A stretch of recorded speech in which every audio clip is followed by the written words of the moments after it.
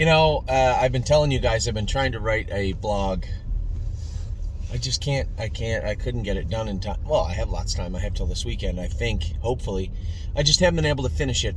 And the crux of it is that we all talk about a horse shortage. We all talk about an ownership shortage. And obviously thestable.ca is trying to help at least show people. It doesn't matter how many of you and your friends and your friends' friends and your uncles and your cousins sign up.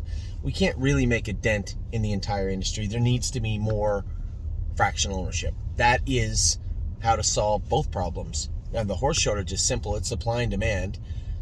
There isn't a demand, so there isn't a supply.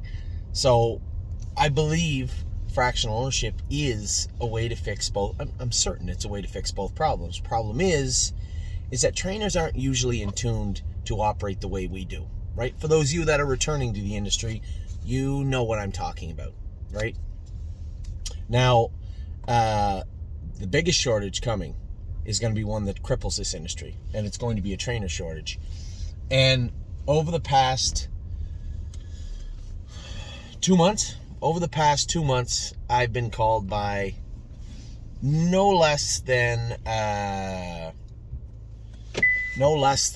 12, 13 trainers about sending them horses or buying horses with them. Now, I don't have the infrastructure to have 20 trainers, right?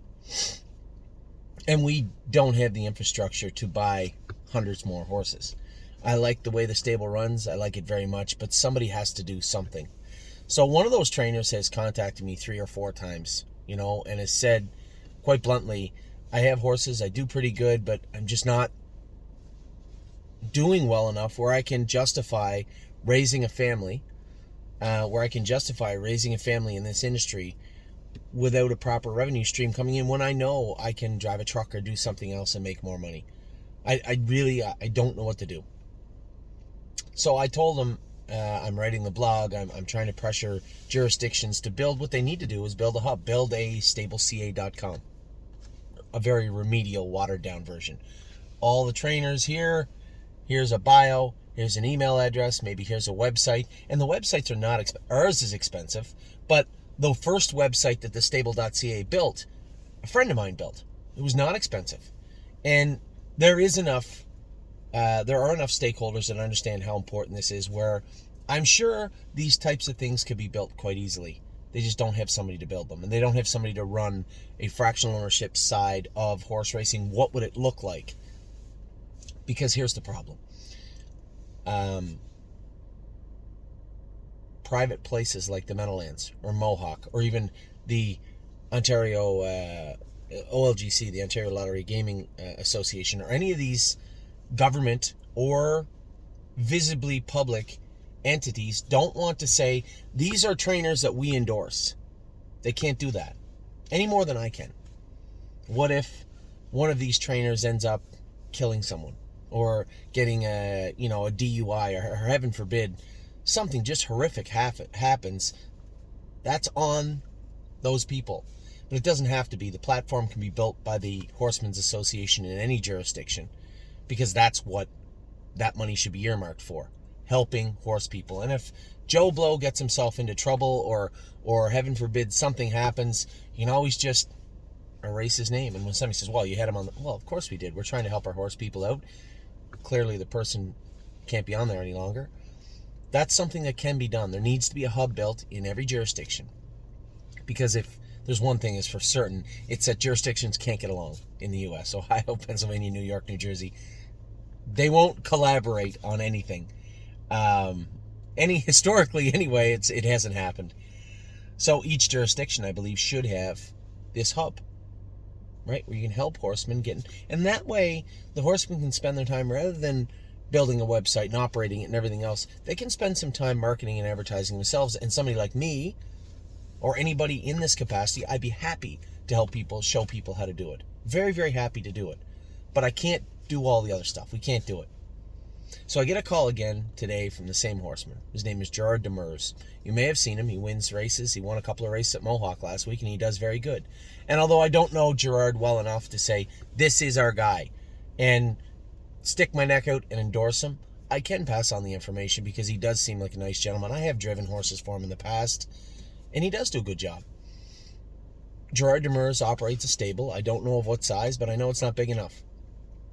And he bought a filly today, and he said, would you be able to see if anybody would want to partner with me on this filly? She's a big Jim, hip number 188 in London. I think she was hip number 188, 188. She was $14,000 filly. First foal from I think it was a State Treasurer mare. Clean, correct. Her video looked nice. I didn't see her. I don't know anything about her.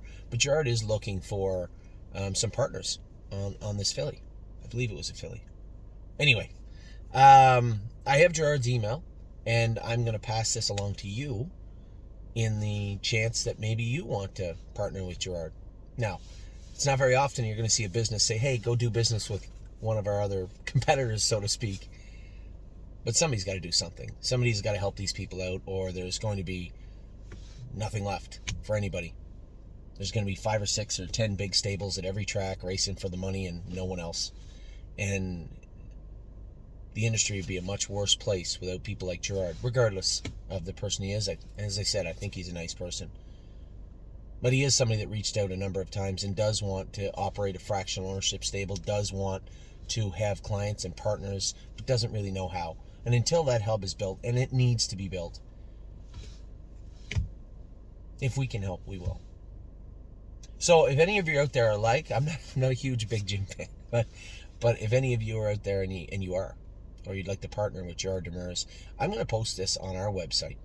Not very often I do this, but I'm going to post it on our website, inside our website.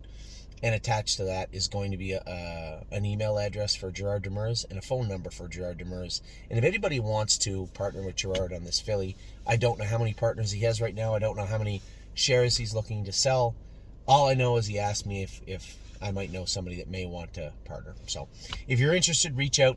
Not a bad guy. I like Gerard. And you know what? I like the fact that he's been pushing and pushing and pushing to operate a fractional stable. He just doesn't know how. So with that, I'm going to let you guys go. I got to go race here. I got a minute. I got to go warm up Grace, but I did get a message in from Gerard, and I thought I would pass it along. It's the least I can do. Write a blog, try to push these jurisdictions to build this hub, and try to help our fellow horsemen, because I'm going to tell you something right now. If you think that an ownership shortage or a horse shortage is troubling to the industry, a trainer shortage would be crippling. So anyway, I'll talk to all of you very, very soon. Hopefully we have a good night. Good luck to everybody racing tonight. We have 3 in. Apparently I picked up a catch drive, so I'm going to be a driver again tonight. I will talk to you all very soon. Take care.